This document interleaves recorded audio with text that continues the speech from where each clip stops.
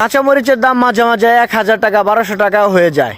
যদি বাড়িতে এরকম একটা গাছের চারা থাকে তাহলে পুরা বছর মরিচ খাওয়া যায়।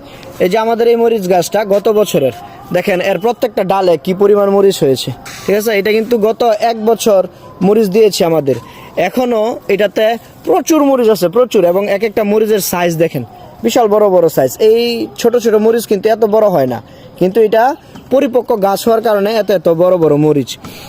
এবং আমাদের দেশে যখন 1200 টাকা কেজি ছিল তখনও আমরা এই গাছ থেকে মরিচ খেয়েছি এবং পুরা 1 বছর মরিচ আমরা খেয়েছি। সুতরাং এরকম 10-12টা গাছ থাকলে একটা বাড়ির পুরা বছরের কাঁচা মরিচের চাহিদা মিটাইতে সক্ষম।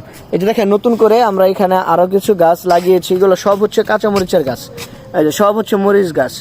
তো এরকম যাদের একটু জায়গা আছে, ছোটোখাটো ছাদ আছে অথবা বাড়ির আঙিনা যেখানে একটু রোদ লাগে, সেখানে চাইলে আপনারা এই ধরনের মরিচের চাষ করতে পারেন। এই যে এখানে যে মরিচগুলো দেখতে পাচ্ছেন এটা শুধুমাত্র এই একটা গাছ থেকে তোলা, ঠিক আছে। আমি যে গাছটা এখন দেখিয়েছিলাম, এরকম গাছ আছে আমার 10টা এবং আরও নতুন করে এই যে এখানে কিছু গাছ লাগিয়েছি, এগুলো সব মরিচ গাছ।